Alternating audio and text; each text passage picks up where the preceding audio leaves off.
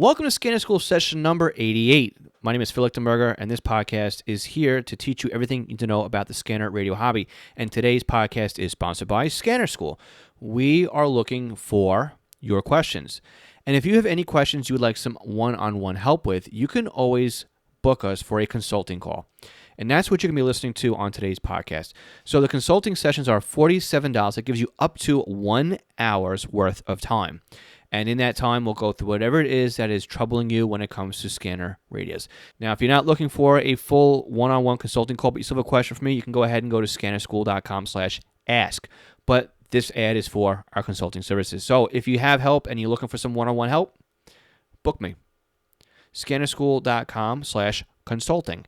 And you can book us right there on the website with a date and a time that works right for the two of us. And the process doesn't take any more than 5 minutes to get you up and running. It probably takes a lot less than that, to be honest with you. So again, scannerschool.com/consulting. Welcome to the Scanner School, a podcast dedicated to the scanner radio hobby. Class is about to begin.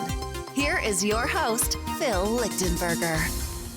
So welcome to Scanner School. My name is Phil Lichtenberger, and today we're going to listen to a consulting call with Lou Carollo. Now, Lou won this consulting call when he asked me a question in last month's Ask Scanner School. So, again, this is a fly-on-the-wall type of episode where you're going to listen to Lou and I go through whatever is bothering Lou's enjoyment, basically, on what it is he's trying to monitor. He's been pulling his hair out. So we're going to help him along the way. So why am I sharing these consulting calls with you? Well, it's two reasons, really. Basically, I want to promote the fact that I have a consulting call type of thing that's set up. And I also would like to promote the fact that if you submit a question via Ask, then you could potentially win a consulting call just like this. So all you have to do to win a call, which is exactly what Lou did, is go to scannerschool.com/ask. And from there, you can leave me a voicemail using SpeakPipe or our local 516 area code voicemail number. And you can leave me the message that way, and I'll have it on next week's Ask Scanner School, which right now is kind of in jeopardy because nobody has submitted a question for me to answer yet. Also, you can do this via email, but unfortunately, I am really pushing you to use your own voice, and which I think is a great addition to the podcast. And plus, it's nice to, get it directly from, not lost in translation, basically when I read something.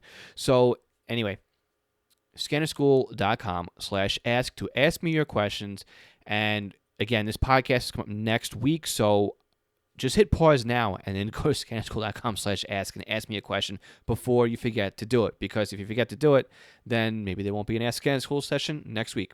Right now, if you ask me a question and nobody else does, well, guess what? Who's going to win the consulting call? It could be you. All right, then. I think I've pushed this one far enough as it goes. So anyway, right here, right now, this is Lou, again, the winner of last month's Ask Scanner School contest. And again, if you don't want to try to win it and you just want to go ahead and book me, scannerschool.com/consulting. So before we also jump into the interview, I got one more thing to mention too. Next month starts September already. I can't believe it's already jumping into September. And with that is going to be a return of something that we haven't done for quite some time. So the first Saturday of September, which is going to be Saturday, September 7th, I'm going to jump back on the live channels with video and answer your questions in real time. Now, I'm going to hard limit this to 30 minutes. And there'll be more information to come as we get closer to that date. So listen to next week's podcast for more information on this one. But what I'm trying to do right now is trying to simulcast it both on Facebook and also onto YouTube, because I understand a lot of you out there in the community just don't like Facebook. It's just not your thing. And I don't want to limit this to just the people who are on Facebook. So I'm going to make this more of a larger audience, I guess you could say, or just to make it easier for you to ask your questions and get answered. So keep an eye for next week's podcast and also on our social media and our email So if you aren't on the newsletter, you guys, scannerschool.com/newsletter will get you there. If that doesn't work, then go right to the front page, and there's a link to sign up for the newsletter right there. And we'll let you know when that is coming. So again, we're going to be bringing back the 30-minute live sessions Saturday, September 7th. For those of you who are on Patreon, you're going to get a bonus 30 minutes that follows the public 30 minutes. So if you haven't yet joined us on Patreon, now would be a great time to do so. And it will be the $5 tier to do that. So I am also realigning my Patreon tiers in September as well. So there'll be some changes on that platform. So that will be that. All right, guys. So now let's hand it off to the consulting call with Lou and myself talking about some Unit and Sentinel stuff. Congratulations on winning the free consulting call. Thanks, Phil. And not a problem. Thanks for asking. It's great. Yeah, great podcast. My pleasure. Yeah. My pleasure. So what can I help you with today? Well, the question I asked you on SpeedPipe was DMR related. Okay. Now, the way I have this set up on my scanner is basically I use the Sentinel database. You know what I mean? I know that's it works for the most part, but like I'm on my external antenna right now, and I should be able to pull in, all kinds of traffic, and I really don't. I don't believe the Sentinel setup is correct. So I know you mentioned that you spoke to someone that was a DMR expert, but I didn't really catch how you meant.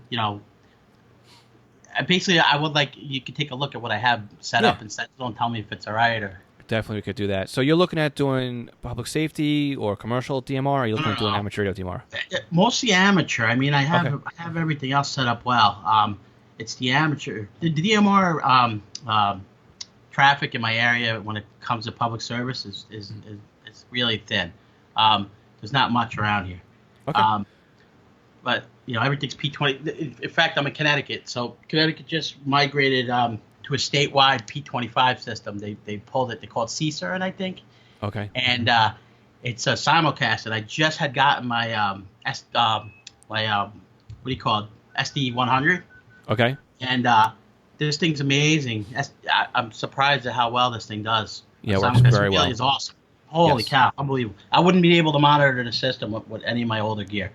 And I'm finding out myself firsthand because the county next to me is rolling out simulcast, and I was playing around with the TRX1, the 325, the 436, and the STS100, and it's like hands down the STS100 is just like it just picks everything up, and the really TRX1 is just missing calls left and right. The 325 is grabbing a couple of calls. And then the 436 is behind the STS100, but my 436 is silent, can't pick up anything, especially on 700 megahertz, nothing. And but they all work fine though on UHF on 400. The 500 they work fine. So like I work in Orange County across the border in New York, and their P25 is standard. I think it's on 400 most of it. I think I can't remember, but I mean things great there. But the 700-800 megahertz. This new unit is a killer. I love it. It's great. I got it just in time. So you certainly did. So let's take a quick look. Let's flop screens over here. If you want to go into the share screen, what you would do in Skype is first you want to click in the black area that's got my initials on it. All right. And then that brings up a whole bunch of buttons on the bottom. Yep. And you can see one with two square boxes, one in front of the other. That's just share windows. So you can click on that, and then you can just share your desktop, or there you go. You can share just an application. So. All right, wait, what am I sharing here? You got your desktop. I can see Sentinel on the left, and I can see Skype on the right. Okay. I'll just make my Sentinel full screen. Perfect. So basically, I mean, this is, where's my ham folder? In the area here, I mean, we have I'm on the western part of Connecticut, just over the New York border, a little north of Danbury, Connecticut. I don't know how far I'm familiar. So I can pick up all the way down, southern Westchester County, New York, Rockland, Putnam, Orange, Dutchess. I have an awesome range of what I can listen to here. So gotcha. You can see but this is what I mainly want to hear. Where is it? That's my DMR. This system here, this the Bronx Turbo. Yeah, it's silent for me, and I don't know. And I just dumped the whole thing in there because I travel, so I'll have the thing in the car with me, and I don't hear much traffic. Occasionally, I get something in the it's not the Brandmeister, the New Jersey Turbo. I'll pick up like a Florida conversation every so often on this Carmel repeater. Okay. which is, I mean, that's standard. You told me that's the control channel and there's a color code, right? To make Right. it like a wild card. But I don't. I want to build this myself, Mm-hmm. and I don't know how to go about doing it. And I know you Okay. mentioned you. So I actually had a call yesterday with Ken, and we went through the whole DMR system for amateur radio. So I know a little bit more today than I knew yesterday, Okay. and we're going to put his interview on probably in a couple of weeks. Awesome. So we're going a little bit out of order here, but I'm going to just share with you what I've learned. So basically, you have a couple of different networks, right? You have this New Jersey Turbo Network. Yep. You've got the Bronx Turbo Network. Yep. And you've got the Breadmister or Brandmeister, right? Grandmeister, So- I think they call it. Right. So those are three independent networks that will not talk to each other. That's the way I understand it. So, yeah, but all the repeaters that you have that are linked into those systems, they could potentially be linked to each other. Right. So, and then underneath each one of these, you would have the color code, which would be the same as basically a NAC code or a PL, DPL code. Right. It's the code to filter out any other repeaters that are sharing that frequency. Additionally, you have to program in a time slot, and the key here is what I learned from Ken yesterday is not every repeater will transmit every single talk group. And on top of that, a lot of these talk groups are like push to talk activated. So if nobody's on the repeater and they don't activate that talk group, you're not going to hear it. Okay. So that makes sense. It does. But it may not be really what your problem is. So we have to really just look at your setup to make sure that that's not the problem here. It very well could be the problem, but it may not be the problem, Yeah, So I can actually connect. So I don't know if you want to actually see my radio itself. Sure. Sorry. I have two keyboards in front of me. I always type on the wrong one. that's not a problem. I might think have to have it's- the audio patched in for this to I was work. going to say we still have the audio for this call. So. Yeah, that's the problem. It's not going to Okay. work. All right. Sorry Well, about if that. you have, are you running on the side copy radio? Are you running a Uniden scanner or a Whistler scanner? Right now, I got my SDS 100 on here. Yes, 100. Okay, so let's go back into Sentinel. Let's double click on one of the repeaters that you have set up on here. Okay. Just your closest one to home. This is the closest, the Carmel Okay. repeater. Which one? Okay. System? And then New Jersey. Let me go in the Bronx. Oh, wait. I don't think they had one. Yeah, this will be the closest I monitor. Okay. So that's all it has in there, It's not much. Right. So I mean, as long as the color code is correct, do you have a link of talk groups in there? Do you have, No. or you just open? I have only what Sentinel dumped. So Ah, I was going okay. to build this myself. Gotcha. So let's go over to the New Jersey Turbo linked repeater line right there. Okay. Go one more down, because you wanted to go on to. Oh, Right, is sorry. that the one you wanted to be in? Yep, Carmel. Okay, so go back up to NJ Turbo, All right. and then right click on there, and then just do where's the program? You have to go up another one to ham. Oh, that's why. Yeah. Yep. Not in the main. Right, Yep. so you go into program. Right, so this gives you the ability to now go into the tree and Yeah. start playing around with things. So again, we have you got your area system, so you want to get into your Turbo. Bronx Turbo or New Jersey Turbo. Carmel. Right, so Carmel, that's the repeater, color code 1. Now, do you have a group in here with the talk groups in it? Is that No. what full time means? No, so. What are you talking about? This? Yeah, Yeah. that must be what all the. Yep, those are your talk groups. Yeah, those Yep. are talk groups. Yeah. So Okay, so now these you- are only the ones that are in radio reference. Okay, so now if you go back into New Jersey linked repeater system, go up, to the top of that tree right there. Yep.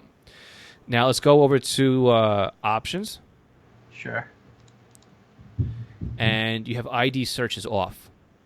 So what's going to end up happening is you're only going to hear the talk groups that are not only active on the system, Yeah. but they also need to be in your talk group list. So unless they're active and in your talk group list, you're never going to hear them. So now if you go change this ID search to to on. Yep. It's going to Yep. pick up everything now. Right. So the other thing you may want to do also is let's see, we have you can really set the color code if you want to be a wild card in there too, but I don't think that really makes a difference at this point, because if it's correct in radio reference, it's correct here. What I want to do is I want to take you on the web. So let's go on to the internet. Yep. And let's look at DMR-MARC. DMR. What is it? MARC. I've already been there. Look at that. There you go. I didn't even Yes. know I've been here. So now So, this gives you kind of like a heat map of the repeaters that are in the area. So if you double click in the tri-state, you just want to keep double clicking so you can drill down. Yeah. Yep. Yeah, you kind of want to go to your neck of the woods or what it is you want to listen to. Here, so I work here and I Okay. live around here. Gotcha. So I can pick up, on my external. I'm picking up all this. Well, let's go to the Carmel repeaters where we're doing apples to apples here. Carmel's right here. All right. So you can see right from here, right? You got the frequency that Yep. popped up. You also got the color code. Color code's a match. Yep. And it tells you that it's the New Jersey turbo system. Now, there's no talk groups in this list. You No. notice that, right? It's empty. Yeah. So we don't know really what talk groups are going to be active on that repeater. There could Okay. be no talk groups that are on all the time, or it could be a pile. Let's for the fun of it, let's go ahead and click on another repeater. Go click on another pin on there. This one. This Yep. is close There to you my go. house. Right. So this one says restricted to Aries and emergency traffic during Aries activations. Yeah. And then you have a bunch of talk groups that are on here. Right? It says on demand, 5-minute timeout. What's one time slot number 1, right? So these are the talk groups that it looks like the system admin has predefined to be in use on that repeater and in that time slot. Gotcha. From what Kenneth was telling me yesterday, if the sysop doesn't predefine the talk group, you can't just go in there and just pick a talk group and start listening to it. So you have to tell the radio what talk group specifically to look for to hear it. You have to tell your scanner what talk group you want to monitor, right? So that's the filter. Yeah. But that repeater needs to be transmitting that talk group in order for you to hear it. Okay. So But if I added all of these, let's say, and at any given time one of these transmitted, I would receive it if I was on monitoring. yes. So what you Okay. can actually do too is you can go up to database, which is on the top menu bar. Yep. And from here you can go ahead and you can look for the talk groups that are on the system. So where are we going there? It's somewhere in here. Yeah, you had to get rid of you get rid of the cookie thing, and then it's up in there on the top. So This it's database? repeat. Maybe that's the same we're in now. I try. There you go. There you go. So now you have repeater search and XDS somewhere in here. Maybe it's under database dump. I know I've done it before, but it gives you the active link of talk groups that are available. It may not be under DMR Mark. It might be under the Turbo systems. It might be under NJ Turbo's website. Likewise, it could be on the Bronx Turbo website. Yeah. They'll give you the actual talk group lists that are part of that network. Can we just put NJ in there and see what happens? See if I can just see. You might need the full word of New Jersey. Yeah, try New Jersey.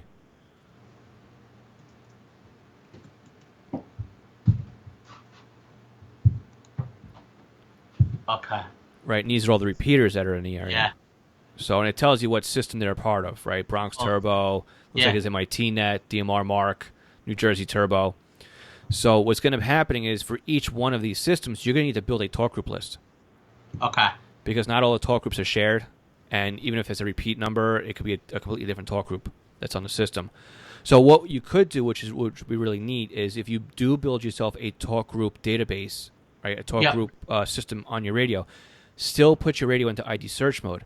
At least if you get a positive hit and a match on the talk group, the radio will at least show you the talk group alias for that talk group. So at least you know what you're listening to. Yeah, I can log it and then go back and look it up that way, right? You could, but if you just go ahead and you find where the databases are online, I think you could just do a Google search for amateur radio talk, DMR talk groups might help you out with that. Or I was looking at it the other day. I just can't remember how I got there. It's always easy when you think about it, but then you have to do it, and it's I like, know. let's see, amateur radio DMR talk group lists. Yeah, so if you go to Brandmeister, it gives you the talk group list at pistar.uk. DMR Mark Network should have it.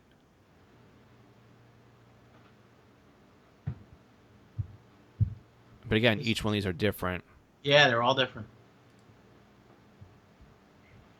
And that's where I was getting confused too, because I was actually looking at the, actually if you go to dmr-marc.net, the main page kind of gives you a 2-column page where you can actually find the talk group database on the right-hand side. Yeah, so just go back home. There you go. So on the right-hand side under donate, Yeah. you got keep going down, and about 5 more options down under the red. Keep going, and keep going. One more. There you go. There, talk group databases. Oh, you can So now you download. can save that. Yeah. Now again, those are only DMR Mark talk groups. Yeah. If you want the Brandmeister, you have to go to the Brandmeister webpage. Oh, gotcha. So I can literally, I know what you. So there's a lot involved here. This is amazing. Yeah. I had no idea it was this extensive. It's crazy, right? Yeah, this is some network. So now you can really put those talk groups into your scanner. At least this way, if they key up and you receive them, you know what they are. But again, if it's a duplicate between, one network and the other one, your scanner might go, which one is this? So. Yeah, I won't be able to tell them apart if I don't program them manually. Well, unless you set it up where instead of having just, DMR amateur radio, you break it down. DMR, MAR, DMR Mark repeaters. Yep. And then you have another group with the Brandmeister group. Then you have another one with the NJ Turbo group. This way you can then break down the different talk groups. And then you can even lock out the different systems. If you're not interested in listening to anything that's on Brandmeister, you can then go ahead and listen to something that's on the NJ Turbo system. Yeah, and as you know, that this takes forever to scan through. Just looking through all this, Yeah. The scanners. Yep. So to clean this up will be nice. Now I got the local repeaters. I got to separate DMR from the conventional traffic here too. Okay. So I'll redo all this tonight based on what we're talking about here. Right. Now, the other thing that if you're looking to extend it out too, is I was talking with Kenneth yesterday too, and you can buy a hotspot, and the hotspot uses your internet connection to then monitor what's going on the DMR network, and then you have full control over it. So you can actually pick the talk group you want to listen to because now you're the system admin for that that hotspot. So you can point it wherever you want to. So if there's a net on another group that isn't really on your local repeater, then you can you can get to where you have to get. But obviously, the caveat there is you need to have your amateur radio license in order to get on the network. Yeah, I'm not quite there yet. Well, when you get there, you'll be all set. Yeah, I'm hoping by the fall. Excellent. I'll be on the air. So that would be good. So yes, hopefully this would be a good way because, like I said, when I just did my radio, I just threw in the local repeater, which is the Limemark Plainview, repeater, and I just threw it in for a wild card. Wild card time slot, wild card group, wild card color code, and just let the scanner just listen to what's on the frequency. So. It picks up whatever's on either time slot and anything else. So that seems to work all right for me. So again, that's basically what you did here by when you put it into ID search mode. That's what you're doing as well. So yeah, I'm gonna be sure. I probably should activate that on everything on all these. Yeah. While we're talking here, just so I don't forget. You know something?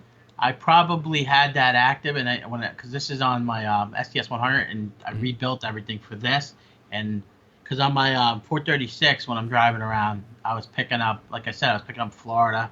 I was picking up, a couple of different conversations I heard, way out of the area, North Carolina, and Gotcha. I didn't program those, and so I must have had the ID search open, and you could have also gotten a large conference group too. Like you could have gotten like the Mid Atlantic or some sort of group that was patched in. It could be a United States group could have been in there as well. So, so the admin of the repeater can decide what traffic they want to patch in through the local network.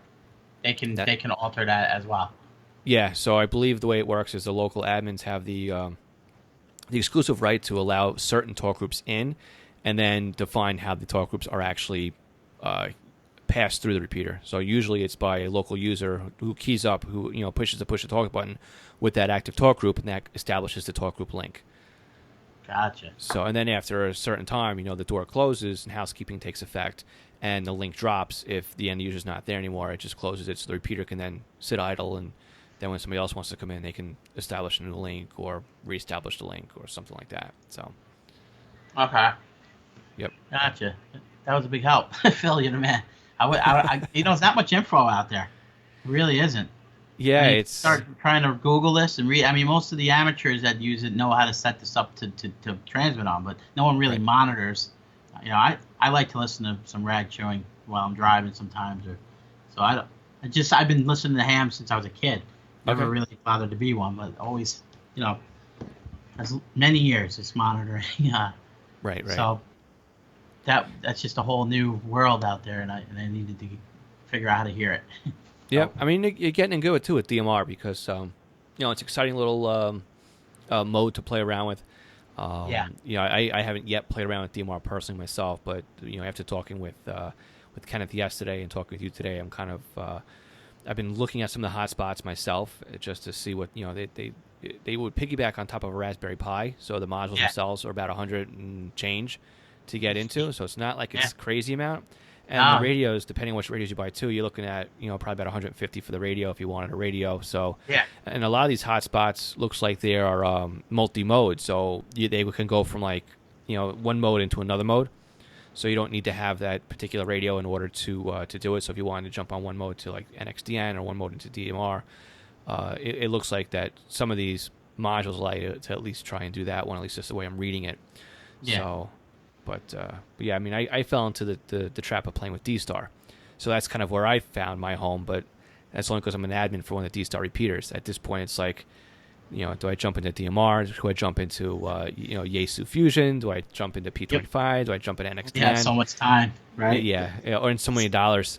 So Yeah, well, that's the thing. Well, it sounds like with your radio collection, dollars, it's like, because it changes and you got to keep up with the technology just to do what you're doing. yeah, And, that's what I do. I mean, unfortunately, I'm eyeballing that new entry level scanner by Uniden, that SC30R or the SR30. oh, I yeah, can't I remember which saw way it that. goes. And I'm looking at that and I'm going, I really don't see the need for a radio that's that price point and does that little features, but I need to buy it anyway so I can look at it and review it and give an honest answer on it. So it's like, well, here we go. Let's break out the credit card. Yeah, So, it's all right. I'm sure, I have the addiction too. Don't worry. I collect a lot of vintage radios, so okay. I have a whole, Regencies and all these old radios that I grew up with that are sitting here and collecting dust because there's really Yes. not much to listen to with them, but I just love them. I have Yeah. enough. My local PD and fire department is they're simple, so I get to listen to them on these old radios, and I'm always looking for just to build my collection up. You know what I mean? Yeah, I hear you. I got alerts set up, and I get emails every day from eBay.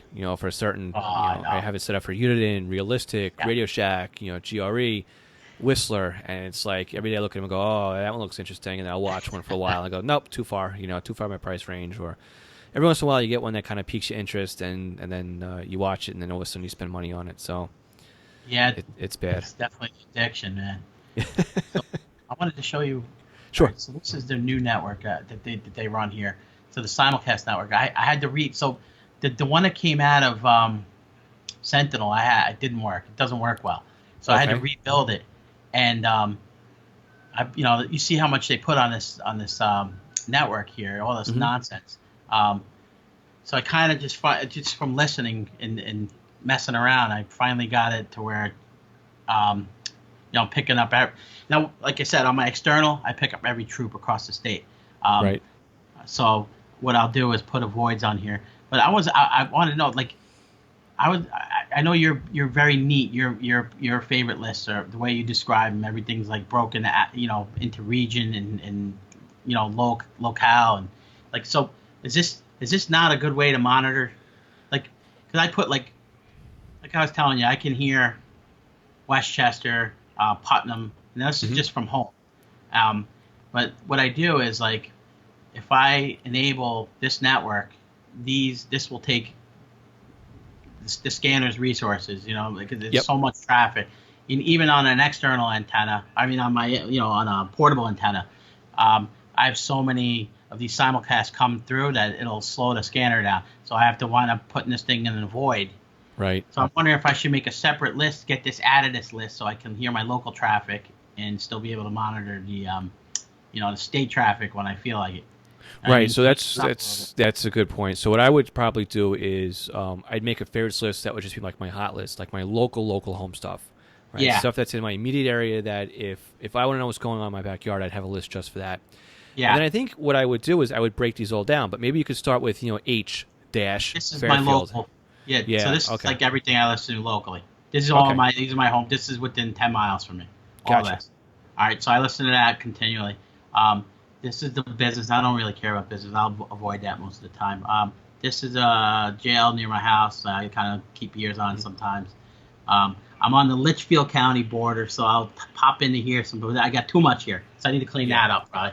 I see what you're saying. So build a home where it's like what I love.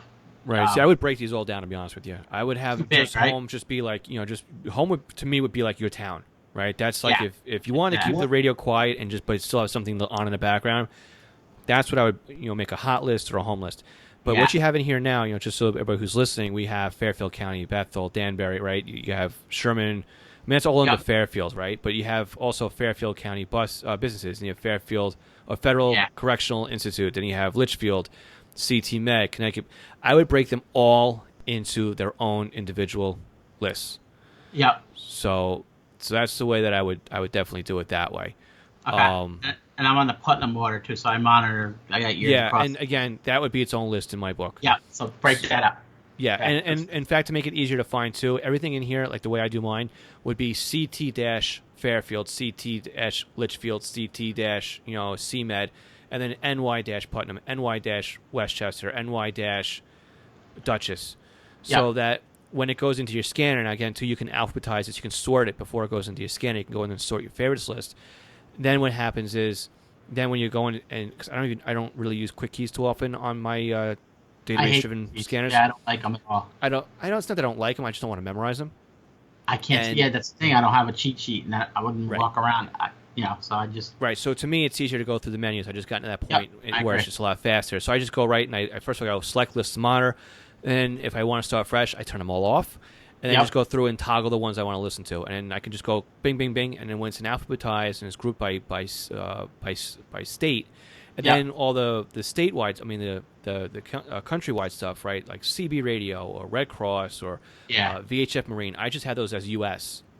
So like you'd have like U.S. Air, U.S. GMRS, FRS, stuff like that. So that I broke all that stuff separately. Like I only monitor mainly so I work nights and I spend a lot of time monitoring at night and I work over in New York in Orange County. So for in there it's easy. I just pretty much turn this EDAC system on, and there's everything in that area. I don't have to go through anything. It's all on that one system. It's nice and convenient. And all this stuff I shut off. Okay. See, what you could do, though, not to cut you off in this one, but because it looks like you have a home and a work favorites list, you could really just set these up with startup keys. Like you can press 1 and turn the radio on while you're pressing 1, and that would enable all of your home favorites list that you want to listen to while you're at home. And then if you turn the radio off and turn it on while you're pressing the 2 button, then it can automatically turn on all of your your work stuff if you want to do that. You want to just run through how I would do that? I've never done that. And now the third step, though, is I think anything that's not defined to a key will stay on or off, depending how you do it. Okay. So you might need to go one step further with this. But let's go into something in work, right? So we'll go into program. And if you go into options, right? Yep. No, it's not there. Let's try system key stats. Is it in there? Nope. Let's go into one of those. System stuff. Yep. And it's going to be options, I believe. Yep. So you've got quick key, number key, hold key. It's in there somewhere. Keep digging down. Big key 1. Oh, Startup. Key right 1. there. Oh, there it is. It's in the big white window that we weren't looking right at. in front of our faces. Yeah. All right. I was looking for a drop-down menu, not a. Me too. I never even looked over there. But you know what? It makes sense because you can now pick multiple startup keys for these favorites lists. Yeah. That's why it's not a drop-down. That's why it's checkboxes. So so if you had like the CT Med system and you wanted the CT Med system to be both home and work, for example. You can assign both of them. You can assign CT Med to be quick key 1 and quick key 2. Okay. So it would turn on with both systems. So that's good to know, because I can add, some of the Putnam Sheriff here, law enforcement. I would put that on this West is right near work too, so I could put this. You're saying on quick key 1 also, just this one. I think it just goes by the favorites list itself. It'll go by the whole list. Yeah, but what you can do is you can create now a Putnam work list and make that a smaller list. Well, that's what I'm after this call, and I had some time tonight after the kids go to bed. I'm coming back down here, and I am going to rebuild this whole thing based on this Yeah, but I conversation. would definitely make it so that it's not just home with a bunch of stuff in it. I would make it Yeah, so that each one of those that you have as a sub of home, I would make them their own list. To be honest with you, yeah. I think it's just a way to me keeping it organized is just a Either. lot easier. Yeah, this is It, too much. I mean, yeah, yep. it works And- for me, but it's just too much. I can't keep up sometimes. And Well, then- it works for you because when you get to work, you just turn on the work favorites list and everything Yeah. you're at work is enabled. But again, if you use the system keys to do the exact same thing, then it's probably one step less because when you get to work, you just press and hold 2, you turn the radio on, and boop, it auto locks Oh, everything out and absolutely. opens it up for you. Yeah, So, I like it. I appreciate you telling me about that. I didn't even know that. So, not and a problem. I Kind of I embarrassed don't I like couldn't find it. Sentinel. I've been meaning to. I downloaded. What's the other one you were telling me that you were speaking? Arc 536. Yeah, is that the one you? That's the one you use often, Yeah, right? I like that one. Download. Yeah. I have it here. I haven't really messed with it too much. Okay. So So if I you're wanna- familiar with like FreeScan or any other Butel pieces of software, Yeah. you'll feel right at home with that one. So you can make a lot of bulk changes. So like for example, like we would have to go through each one of those repeaters. If we had to go through each one of the DMR repeaters and turn them on to ID search mode, Yeah. you can very quickly do that in ARC 536 because you just grab that whole column and you just fill the entire column down, and Yeah. they all change right away. So Yeah, I got the demo, so I'm done. But I'm gonna buy it. It's based on your endorsement alone, but I mean you read on Radio Reference or just anyone that is heavily into scanners and that this is way more user friendly to modify your favorites and work on them. yeah, so the deal is though, like with Sentinel, you need Sentinel to do the firmware upgrades on the scanner, Yeah. right? And Sentinel is a lot easier to do the database to favorites list, right? Modification. Yeah. But if you really want to do your own stuff in the scanner, hands down, using ARC 536 is a lot easier to do it in there than it is to do it in Sentinel. Any bulk changes, hands down, a lot faster in ARC 536 than anything else. And especially what I'm planning on doing here, building all these DMR talk Yes, groups. because you can just I'm copy gonna and have- paste that out, right? Copy paste Yeah. that spreadsheet out and just drop it right into ARC 536. Makes your life a lot easier doing it that way. And again, too, if you do have a premium subscription to Radio Reference, I do. you can actually use ARC 536 almost identical as you would Sentinel, because you can then get into the Radio Reference global database and pull it in from ARC 536 as well. So the difference between the two of them is with Sentinel, you don't need a premium license for Radio Reference, right? It's part of the software package. Yeah. But with the Butel software, you would need the premium access to Radio Reference to kind of grab the same information, because it really is the same information. So, God. but in the end, you still do need Sentinel to do firmware upgrades on your scanner. So, I think Sentinel's clumsy, and I just haven't messed with the other ones. And Right. I'm gonna, in fact, I'm gonna hang it up with Sentinel. Because what I'm gonna do tonight is gonna take me so long. yeah. If I use Sentinel, it's gonna take me, twice as long probably. Where I can, if I can cut and paste out of an Excel spreadsheet all those talk groups and dump them right in ARC, then that's way easier. And I can't Yep. do that in Sentinel. So, Not at all. no, I have to manually sit there and Yeah, type. one at a line. Yeah. Yeah, not doing that. So, Yeah, Sentinel's made to play around with the database. Now, the other thing to remember, too, is if anything changes in the radio reference database, yeah, it's not going to get pushed to your favorites list. They're independent lists. yeah, So if something does change in the radio reference database, you need to go into the master database and then append it to your favorites list. So, again, that's another reason why you probably want to have just one list yeah. for, like, CT Med or, Fairfield County, whatever it is. Because if you had to do it in home and work, then you just created double the work for yourself. Yeah. This is all just recently built, so I haven't, but that's going to happen, and I'm glad you brought up that point. So you're just suggesting each one of these kind of gets its own individual. Like I would make this home based, because this is where I live and this is my local traffic, but then make a group for Litchfield County, Yes. make a group for, just break Not these a out group. of the home. Make a favorites list. Umbrella. Yep. Each Yeah, one in its different- own list. I know what you're saying. Different term. We're speaking the same language, but it's not the language unit uses. So yes, it would be each one of those groups that you have there would end up being a favorites list. And actually, in this, it's called a department. So it's like, Yeah. it's goofy. I understand. That's what I'll be doing. All right. Sounds like you'll be busy. What else you got for me? I think that's it, Phil. You really That's helped it? me. I've got everything pretty much under control here. It's just it Okay. was the DMR that was bothering me. It was driving me nuts. Yeah, you Um, don't forget. I mean, it's you're not going to hear everything if it's not coming through the repeater. So that's probably where you're probably spending the most amount of time, and the most amount of frustration was probably wondering why you weren't hearing much. And it just, I mean, obviously after looking at this, we know that you didn't have ID search on, and we know you had a very small list of talk groups. But beyond that, if it wasn't coming through the repeater, you never would have heard it anyway.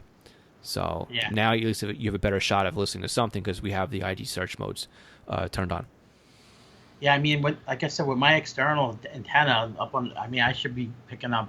I got a pretty good range here of, I can pick up. I should pick up something, and I'm not. So, Okay. I think now based on what you're telling me and what to do here, and I should be able to really get much more traffic. Yeah, I'd love to hear your feedback too on how well it's working after you make the modifications. I'll give you some once I get this done. It could take me a while. A lot of homework. Yeah, but once you get it polished, you'll be an expert at it, and you'll figure it out, and then you'll be like, That's oh, that good, is all it was. Yeah, and getting through all this before I actually become an amateur and do it myself, I'll have a better understanding of what the hell I'm doing before I even get on the air, which is the plan. So.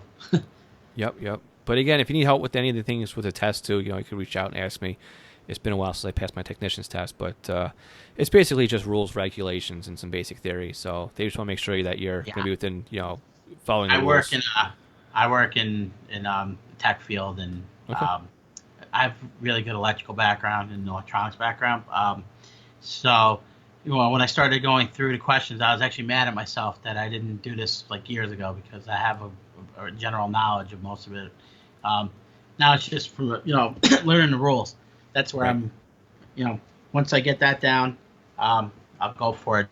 I already spoke to some of the clubs in the area here, and they're very eager to help. They're nice guys. Excellent. Bunch of old timers. A lot of the clubs will definitely help you out. Some of the clubs may have tests that you can not test, but classes you could take to kind of get you up to speed. But if you go online, there's a website called AA9PW.com. It's a guy's call sign. Yep, AA9PW. It's been around well over a decade. You can go on there and you can take your practice exams right through there. So on the right-hand side of his website, it actually says take a practice exam. And, you just pick on it and you click take exam. And then, you can just start taking the practice exams. So every time you take it, it'll take from the pool. So you kind of get a jumble of the different questions. Yeah. The thing here, though, is when you actually go and take your test, when you sit down, the test answers are not going to be in the same order of the test answers on the practice exam. So A is not going to be A anymore. A might be C. Yep. So, I understand. Just, that's all right. That's understood. I would, I'm not a memorizer. I like to know what I'm reading, and I'll go, I'll read the question 20 times over just to make sure I'm reading it correctly before I even. So, yep. That's good. Just make sure you bring a calculator too.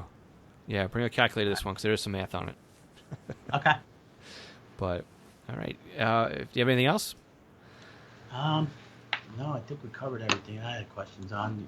Okay. Excellent. Sure, I got some housekeeping to do here to clean this thing up. Yeah.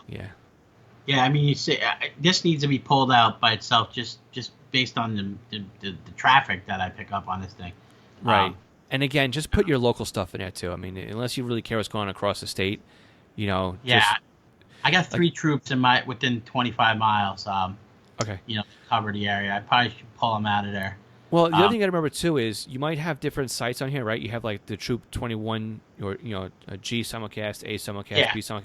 But if you have a radio from one of those troops on your local site, you'll get that talk group. So if you're monitoring, say the Troop E site, and a Troop A radio happens to be on there on the Troop A talk group, that talk group will be fed through that site. So you don't have to worry about going through every single site in the network either. Okay, so that's what I didn't understand about this system. So the Troop A simulcast, will any one of these troops could patch onto that troop, onto the simulcast system? In theory, that could be the way it works. So I think I heard a high-speed chase the other day, and it was like Troop E and H, I think, communicating to each other. But I was listening. I just had it on scan, and I wasn't paying attention. I was doing some work, and I looked at the screen, and I was picking that up on like Troop B simulcast. Yes. So I was trying to figure out. I guess that's the whole premise behind the system is to be able to patch anyone to any given troop. In the event something happens statewide where it's crossing into each troop. I think that was always the hurdle in Connecticut. Right. They had very bad communication between the troops. So I think that was what this was basically designed to do. And right. So I don't know which system to monitor. Well, I would monitor your local system. Monitor the one that's closest to your house, and then see what happens when you just monitor. So lock out all the other ones, right? So A and L are my two local. Okay, yeah. So just leave A and L on, because what ends up happening too is your scanner is going into Troop G's, and it's going through all the talk groups that it wants to scan through on G. Then it goes on to A. Then it goes to B, C, D, E, F, right? Yeah.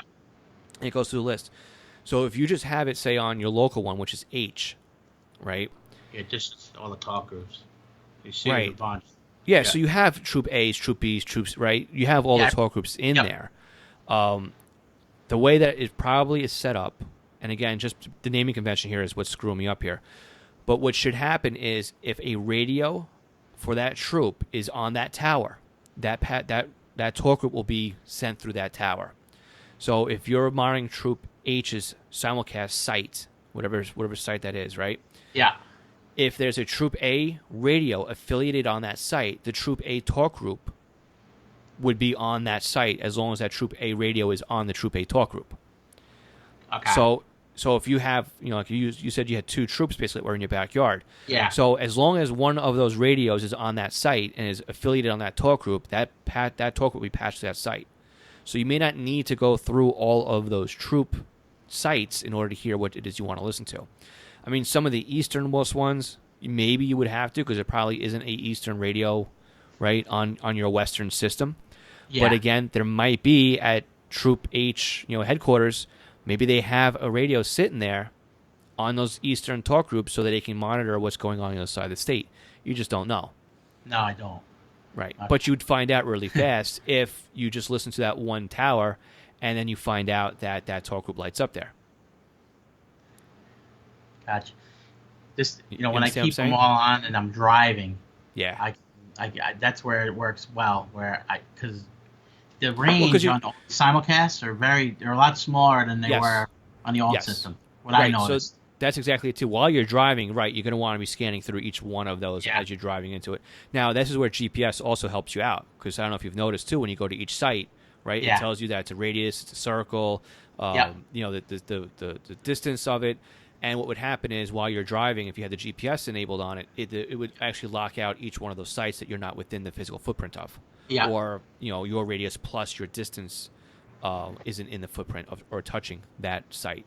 So that would be another way of speeding things up as well. I didn't get the puck yet for the SDS 100. I got to get that. I have it for the 436. Okay. But so that's my next purchase for this thing. I only had it about a month. I'm still so I had to clean. This was something I had to build manually. All these talk groups, the way it was set up. At a radio reference, it was messy and it wasn't working well. Gotcha. When I cleaned it up and actually added specific talk groups, it's unbelievable how well it works now. This radio. Yeah, it's definitely a nice radio. I mean, it does have a premium on it, but I think it's worth it. Especially if you have simulcast with hands down simulcast. If I didn't have the system, I wouldn't need it. I wouldn't need this. I mean, even for standard P25 traffic, like I have at work, my 436 does perfect. It does well. But this one, they just lit this system up about a month ago. Right when I bought this, it was like it's perfect timing. Same week, yeah, it was awesome. It all worked out. It's like they waited for you to buy the radio. I didn't realize how well it worked until I actually was, got it going, and then realized that my 436 was quiet, and not picking up anything. I thought it was just that they were, running tests or they weren't live yet. And then I turned this thing on this system on my external antenna, and I was picking up everything. I was like, wow. Right. So. Yep, that's the way I was too. I thought my TRX-1 was just deaf or not working well, and it's like, you know what, maybe it's something to do with simulcast. So yeah. And it works great on UHF. It just didn't work well on the 700. So yeah, it's going to sit on my the local P25 system. That's that's UHF, not the neighboring county. That's 700. So yeah. But they just lit up a 700 layer here on the county system, so I'll be able to play around with that as well too, and see if it truly is 700, if it's phase 2, if what the story is. So. I'll be playing around more with I the TRX-1. I used to commute. Well, I grew up in Long Island, but I was working in Melville for a while, Okay. and so I was picking up. There's not much to listen to in terms of public service in Nassau County, obviously, because of this Yeah. description. But Yep. I would bring my radio and just listen around. I mean, you have so much to listen to on Long Island. Now. It's unbelievable how much traffic. Yeah. There's too much. It really is, especially if you have a good antenna. Like you really have. That's why your radio is so neat because you have no choice. You have to neaten it up because of all the volume of traffic where you are. I mean, you pick up everything probably where you are. I pick up enough to keep me busy. You can even listen to Connecticut if you want from where you are. I can easily hear Connecticut. If I swap over my amateur radio antenna, which has some gain on it, I can hear straight to Jersey. Yep. Depending on how all the skip and stuff works, either it's you can really get some range on it, but it works well for me. I can listen to New York City. I can listen to most of Suffolk County. So I kind of peter out once I get to William Floyd Parkway. So which is a respectable distance. There's no way I'm listening to the Twin Forks, but it is what it is. If I throw a Yagi up there, I'm sure I'd be able to hear more out that way, which I'm actually thinking about doing because a lot of Suffolk FD is going up to UHF now. They're getting off 46. So if I can get that on 453, I can listen to Frez East, which will get me all the departments out in the East End. So it's, the wheels are turning. I'm really considering throwing a UHF Yagi and pointing it to the East, but, Get that credit card out. Oh, believe me, I just got the Apple Card. I'm dying to use it. I hear you. I have the same problem, Phil. I have the same problem. Oh, well. Phil, I really appreciate your help. I just want to say I love the podcast. I've been listening. I probably got on board at like episode 3 or 4. I don't remember. Wow. But yeah, I've been listening since pretty much the beginning, and each week gets better and better. You're doing awesome. Great. And, Thank you so much for the feedback. Yeah. So, all right, Lou. Well, hopefully I was helped tonight, and if you need anything else in the future, just give me a holler. Will do. Thank you for your help. You got it. Thanks again. All right. Take care. All right. Bye. Okay, I hope you've enjoyed that little consulting call with Lou and myself. And again, we ran through quite a few Sentinel stuff and also some amateur radio DMR. We'll get more into the amateur radio DMR stuff in the next few weeks. I have a really great interview lined up with that as well. And before we wrap up, I also want to thank our newest Patreon supporter, John Goldenberg. John, thank you so much for being a Patreon supporter and joining the other Patreons. We have Stephen Sheffield, Scott Vorder, Signals Everywhere, Craig Harper, Ken Newberry, Kenneth Fowler, William Arcan, Dan, Glenn Bryden, Anthony Saggio, Raymond Hill, James Felling, MT Bono, and Mark Beebe. I want to thank all of you for being Patreon supporters and helping to support Scanner School month over month, because Patreon is a month over month basis. If you would like to help support Scanner School as a one-time donation, you could do so by checking out our support page and doing it via PayPal, which is a one-time only type of transaction. And if you're looking for other ways to help support us, you can do so very easily if you are a Amazon shopper, if you need any hardware from Scannermaster or software from Butel. Links to those can all be found in our support page at scannerschool.com/support. So again, Scanner School is copyright 2019, Monitor Long Island Inc. My name is Phil Lichtenberger, and this is Scanner School. This podcast is here to help you learn more about the scanner radio hobby, and I hope we did just that. Now, again, if you want to learn even more about the scanner radio hobby, you can ask me your questions for next week's podcast. And again, I am begging you, ask me your questions because nobody's asked me a question yet. Scannerschool.com/ask. That's scannerschool.com/ask. We'll catch you all next week with something. Don't know what it's going to be yet. If it's not an ask episode, we'll get you something. 73-1.